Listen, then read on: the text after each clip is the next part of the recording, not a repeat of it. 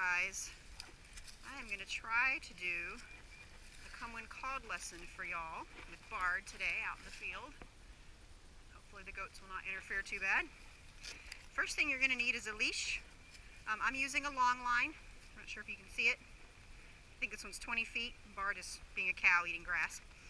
You will need some treats. I've got beef lung. You want something pretty stinky and something fairly soft so that you can make it into little pieces. So I'll be using pieces about like that, pretty small.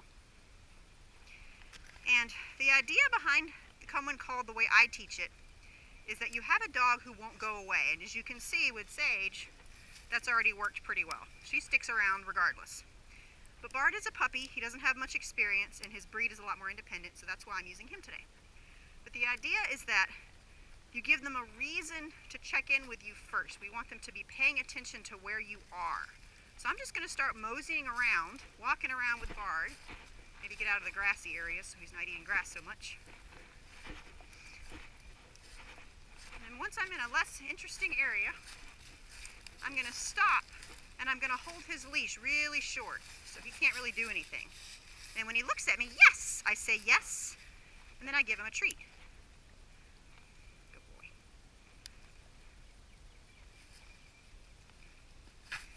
Giving him more than one. You don't have to just do one. Good boy. And then I'll say free and start walking around again. And keep the leash pretty short for right now. We're just going to mosey along. Let him sniff. He can eat a little grass if he wants to because he's currently on a free. And if he looks at me again, yes! Even if I wasn't expecting it, I'm going to reward that. Go ahead and reward Sage too since she's such a good little pest. I hope I have this camera angled correctly. Good boy. Then I'll say free and we'll walk around some more. And you'll keep doing that at about that level until they're focusing on you pretty well, where when you stop and start treating, they aren't trying to run off again immediately. And at that point, I'll give him a little more freedom so he can range farther. And he's going to be a very good boy and not range very far. But I'm giving him more length. And the same thing, I'll stop. Wait for some attention. Once I get it, yes, he gets a treat. Dirty boy. Good boy.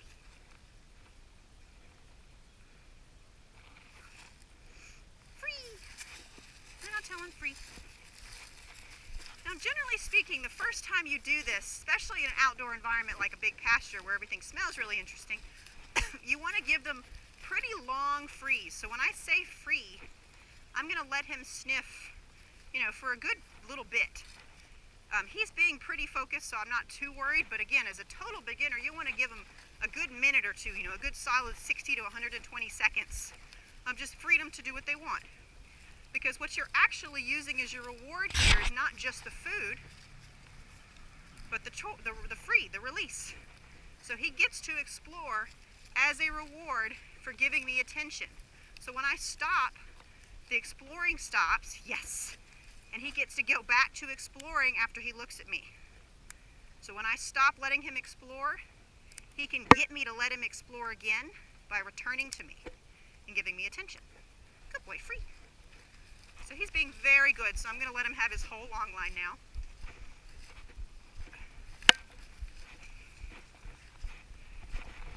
He can range out a little bit. He loves his Sage and he loves his goats. Good boy, Bard. So what I'm looking for at the stage where they start getting lots of freedom like that is I'm looking for what we call spontaneous check-in behavior. He looked at me without me stopping, good boy, free. And without me saying anything, I didn't have to do anything to get him to look at me. He chose to look at me on his own. Jolene, the little spotty goat. Hey, buddy. That's my little bratty girl over there. She tries to get the dogs to play and then she gets in trouble. Since Sage is being good, she'll get a treat too. Free! And we'll go back to exploring.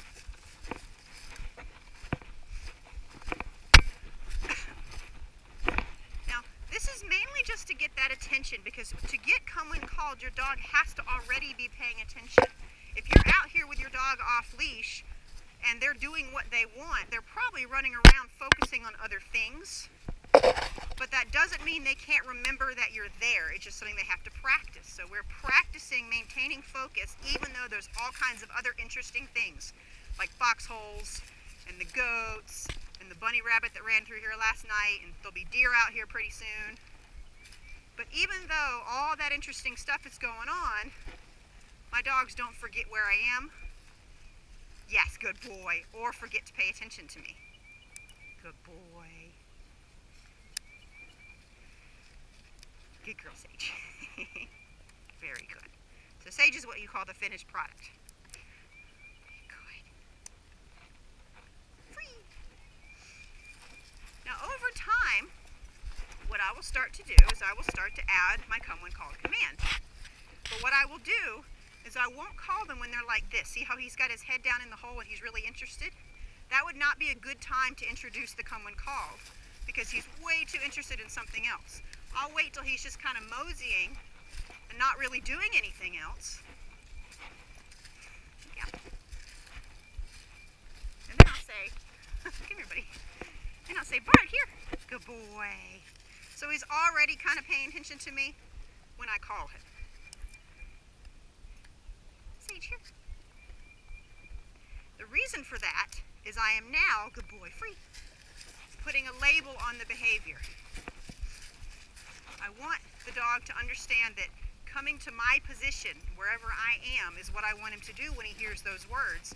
So I'll wait till he's already kind of doing it before I call him. So again, I'm going to let him mosey a little bit. Say, hi, goats. Bart, here. Yes, good boy. He's very good. Good girl, Sage. I really hope this camera's angled well. You may not be able to see him when he's right on top of me. Good boy.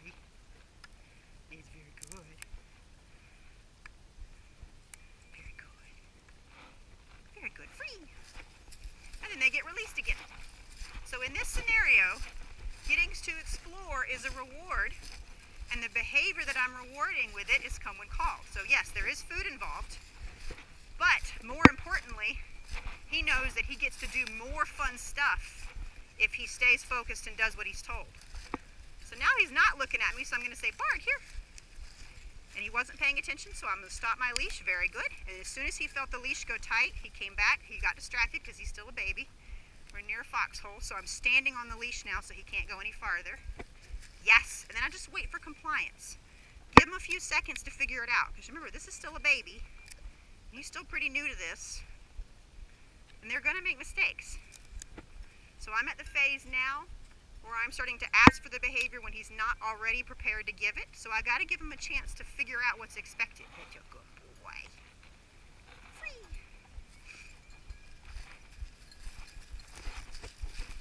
And let him mosey a little bit.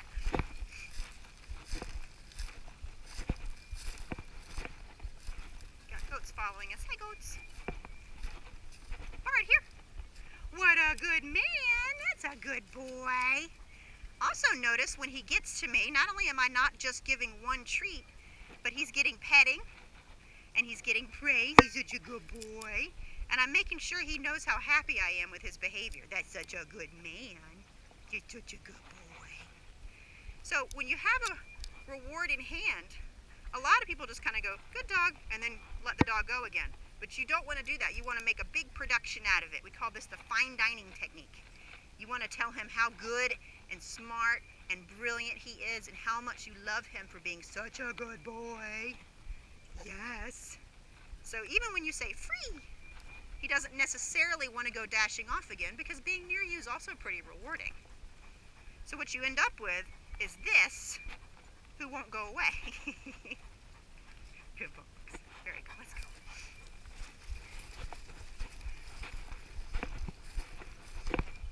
And I would say this exercise is about 90% of what I do with come when called. But what I do is I change the environment up a lot. So this is just the back field at my house. But when I go to parks, when parks reopen, I do this exact same kind of exercise. I do this on walks. You can do this on a short leash. You don't have to have a 20-foot long line. You can do this with your regular 6-foot leash. I do this in a variety of places. So everywhere we go, They get rewarded for paying attention to me first, then they get given permission to explore, and then I periodically, during the exploration, call them to me, give them some attention and some praise and some treats, and then let them go back to what they're doing. Now at Bard's level, because we're at home, he's at the point where probably pretty soon I'll start letting him drag the long line. But for now, I'm using the long line so that I can give him some freedom without having an actual loose dog, so he can't really make any bad mistakes. And that's why long lines are so great, is they allow you to take your dog to lots of places that aren't fenced, like this is not fenced, and allows you to give them some freedom, all without risking having a loose dog, maybe running into traffic or bothering someone else with their dog or whatever.